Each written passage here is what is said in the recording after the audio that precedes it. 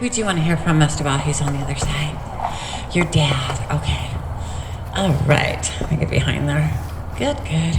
Did he have a lot of stomach issues connected to his problems with his body?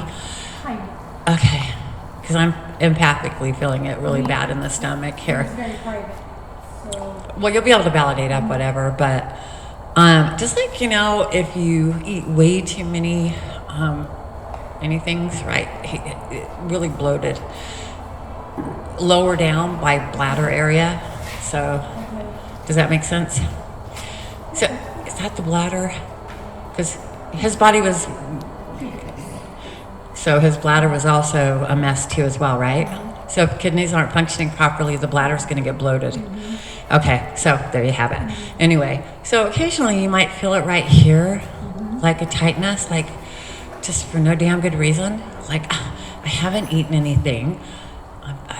Why does my stomach feel, and it's hard to describe, isn't it? It's just like a pressure.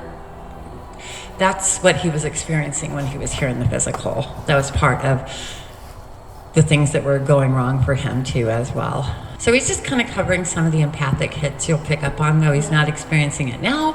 He's not doing it to you, but he tells me that you've been a little bit of a hypochondriac lately and that he wants to cover some of the stuff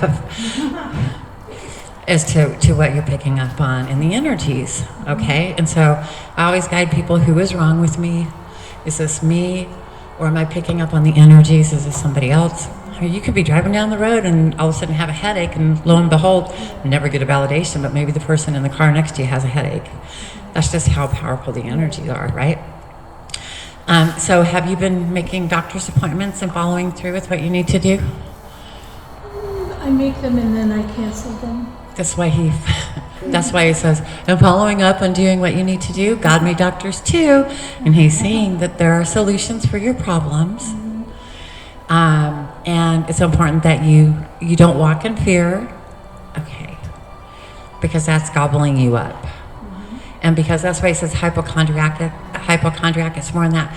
Whenever anything's going wrong, it's the fear bubbles up and you're like, oh no. But all you have to do is go and take those steps and go to your medical team and follow through. And a lot of your fear about death is really connected to me, he says, as far as what happened to me in my body. He's like, but that happened to me.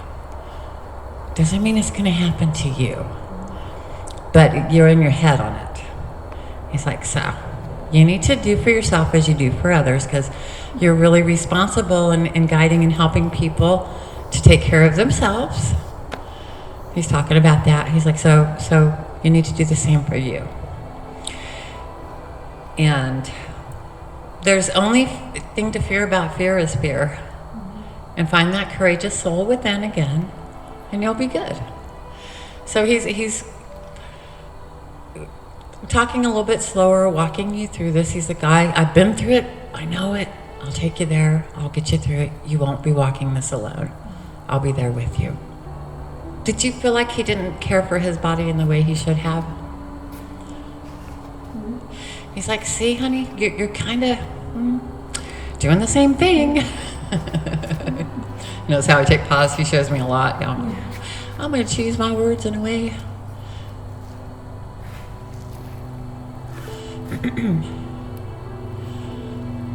Who was the builder? My dad built furniture for me. He's showing me he just loved the wood. He loved to build. I can smell the wood around him. He's like building and building and building. That's beautiful. He still builds heavenly stuff. Nice. Yeah. What are some of your questions for him? Were you there at last breath? Yes. He shows me how beautiful that was. And you were really gracious in allowing me to leave, he says. So thank you, because your prayer was to release me. So you really, he said, I want to prove the courage that you have. So you did that. You can get yourself to the doctor. You can sit there and do that. You can go to the doctor. Because there's solutions for you. That's what he keeps saying over and over again. There are solutions. There's help. You don't have to live this way. And it's not as bad as you're making it out to be. He's like, that's the problem. If you just get in there and be just very logical and practical and get it done, check off the list, you'll be feeling so much better and you'll be in your power, right? And so remember that. That's his guidance. He's like, remember when you feel like it's just too hard, remember the courage that you had to help me leave, because that resides within you. And he says, thank you so much, because I needed that. He's like, I needed that push. Because apparently you had to push him out.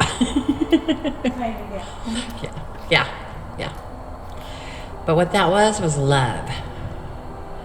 And belief and knowing. So he wants you to take a deeper look at why you would have fear in taking care of your body. He's like, really what it is you're not in line with your mission and purpose exactly.